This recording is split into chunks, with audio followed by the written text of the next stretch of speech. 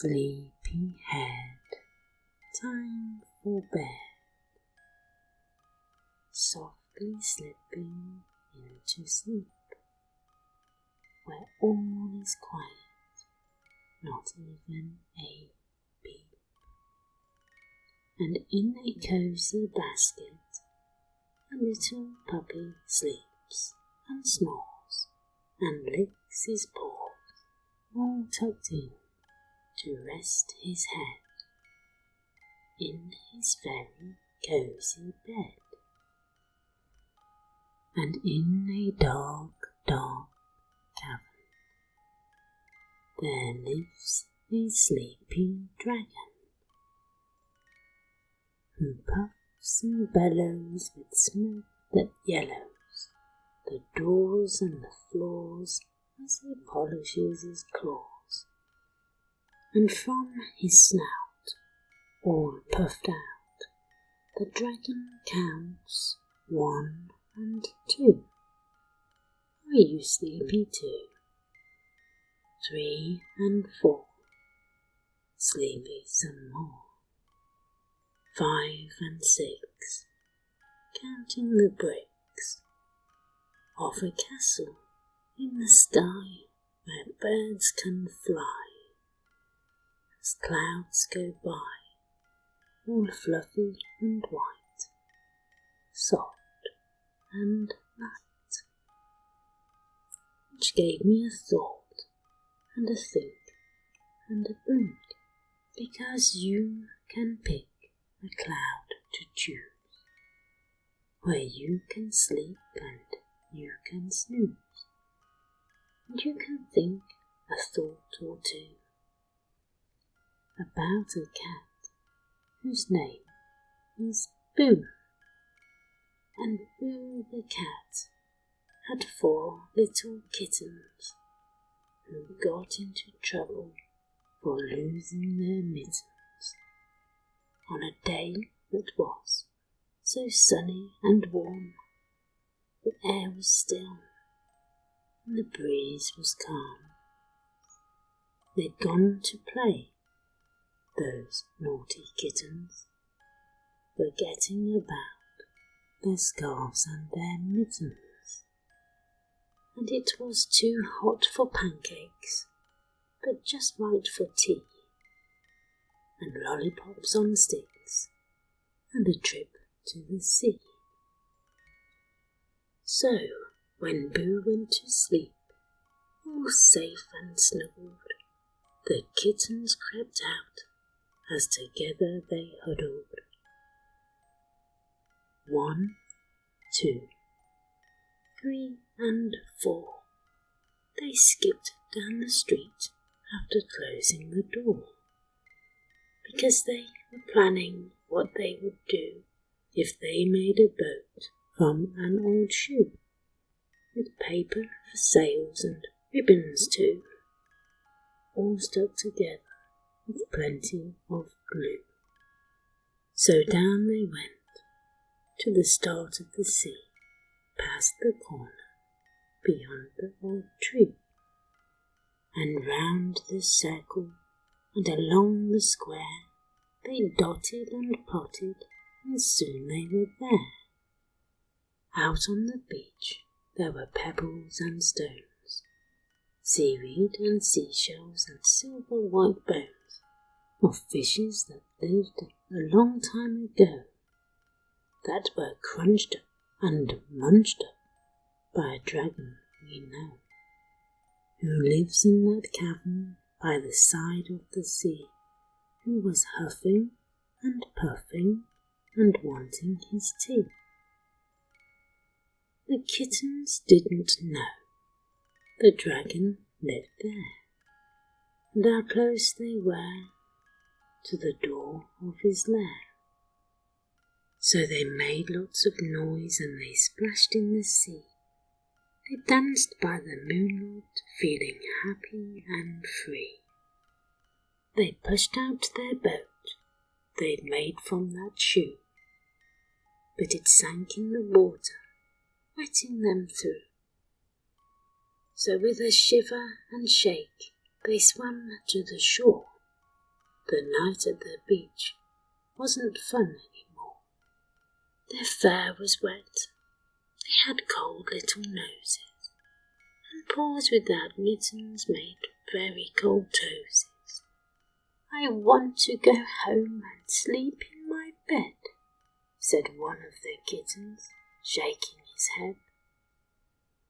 But before they could leave, they heard a big roar, and the dragon appeared right there on the shore, with breath of fire and scales of green. He shuffled and scuffled, and looked pretty mean. The kittens shivered and quivered and snuggled together, not sure what to do, and not knowing whether that dragon would get them and eat them for tea, right there on the beach, by the side of the sea. But as the dragon got closer, his breath warmed their fur, and the littlest kitten started to purr. The dragon was shocked on seeing the kittens, all toasty and roasty, without any mittens. And this was the first time that he ever saw kittens so closely outside his front door. Meowing and scratching and purring were they, tumbling and stumbling and wanting to play. And although he looked mean, he wasn't really a toughie. He had a big heart for things that were fluffy, and he'd been so alone with no friends to play or to tell them his stories at the end of the day, about when he was younger so long ago and lived in the mountains that were covered in snow, and how by himself he'd moved to the sea and lived in a cavern eating fish for his tea. But now the kittens, they listened as his stories he told, about brave knights and maidens and tales of old, of moonbeams and kisses and days that were dreamy, and the breath from his nostrils turned from fiery to steamy. So the kittens tucked in and snugged in, safe and so cosy, they settled to sleep with cheeks that were rosy, and curled up so safely inside his lair, the dragon felt happy having them there. And then, in the morning, it was time to go home, so they said their goodbyes and licked off the foam from the froth of the sea that danced in the air, that tumbled and jumbled and stuck to their fur. The sun came out as they went on their way, back home to Boo, who had lots to say about their adventure and what they had done. Dragons, she thought, were not heaps of fun. But the kittens, they purred and gave her some fishes wrapped up in seaweed with seashells for dishes, a gift from the dragon that they could eat for their tea, caught early that morning from the depths of the sea. So Boo had a thought and a think and a blink, and decided that dragons were maybe the link to fun times and friendships and trips to the sea, where she could go too and eat fishes for tea, and play in the moonlight and splash in the waves, before visiting the dragon in the caverns and caves. It all sounded lovely, so much to do, new adventures to have for the kittens and Boo.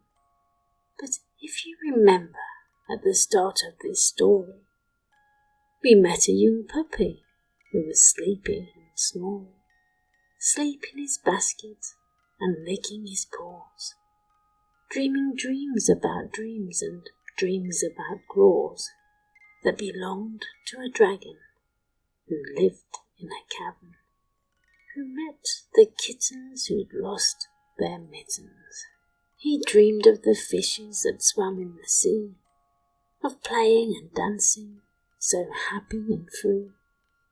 He dreamed of the foam and splashing with fun as he huffed and he woofed, and in circles he spun, chasing his tail and playing with kittens, and listening to stories about dragons and mittens.